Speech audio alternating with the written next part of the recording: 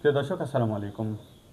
প্রতিদিনের Bangladesh Facebook page থেকে, নওগাঁ পত্নীতলা থেকে মাহমুদুল নবী আপনাদের সকলকে জানাচ্ছি আন্তরিক শুভেচ্ছা। আজকে আমাদের মাঝে উপস্থিত আছেন বাংলাদেশ জাতীয়তাবাদী দল বিএনপির অন্যতম নেতা এবং আরাফাত রহমান স্মৃতি পরিষদ নওগাঁ জেলার সভাপতি আবু তাহের চৌধুরী মন্টু। আমরা এখন সরাসরি তার সাথে কথা বলবো।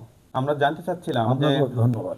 আমরা জানতে চাচ্ছিলাম যে আহ, এখানে নওগাঁ 47-2 জেলা বিএনপির সাবেক সহসভাপতি এবং উপজেলা বিএনপির অন্যতম সদস্য, বিএনপি মনোনীত প্রার্থী আহ, না হয়ে তিনি যে প্রার্থী হয়েছে তার পক্ষে নির্বাচন করছে বলে আপনারা দাবি করছেন, কিন্তু হঠাৎ করে গতকাল আমরা দেখলাম যে তাকে দলীয় শৃঙ্খলা ভঙ্গের দায়ে তাকে বহিষ্কার করা হয়েছে। আসলে এই বিষয়টি নির্বাচনে কোনো প্রভাব পড়বে কিনা, এই বিষয়ে আপনি কি বলতে চাচ্ছেন?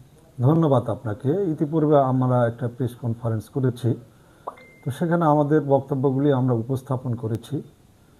খাজা নাজিবুল্লাহ চৌধুরী দীর্ঘদিন থেকেই ইনি সাধারণ মানুষের কাছে তিনি পৌঁছে গেছিলেন এবং সাধারণ মানুষের সাথে তার হৃদয়ের সম্পর্ক তিনি গড়ে তুলতে সক্ষম হয়েছিলেন। তাকে মনোনয়ন দেয় নাই, তারপরেও তিনি আমাদেরকে সকলকে ডেকে দলের পক্ষে ভূমিকা রাখার জন্য, কাজ করার জন্য তিনি নির্দেশনা দিয়েছিলেন। এই বলে যে ব্যক্তির চেয়ে দল বড়, সেকে লক্ষ্য রেখে আমরা মাঠে ময়দানে কাজ করছি। তো হঠাৎ করে গত পরশুদিন উনি এসছেন, এসে দুটি জায়গায় তিনি প্রচারণাও করেছেন। রাত 9টার দিকে আমরা যোগাযোগ মাধ্যমে আমরা দেখে আমরা নিজেরাও স্তম্ভিত হয়েছি। হ্যাঁ, ওনার তো প্রায় হাজার হাজার কর্মী গ্রামে গঞ্জে ছিটিয়ে আছে, তারা মাঠে কাজ করছে। তাকে এইভাবে বহিষ্কার করার কারণে অনেকে দারুণভাবে মনকষ্ট পেয়েছে। মনকষ্ট নিয়ে কাজ করা তো মাঠে ময়দানে খুব দুরূহ ব্যাপার। তো এই আসনটিকে জয়লাভের জন্য তার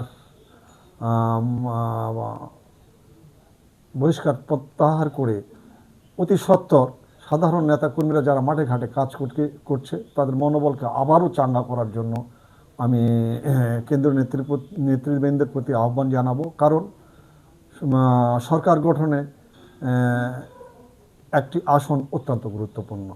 ধন্যবাদ আপনাকে। জি, ধন্যবাদ। প্রিয় দর্শক, আপনারা দেখছিলেন প্রতিদিনের বাংলাদেশের বিশেষ আয়োজন।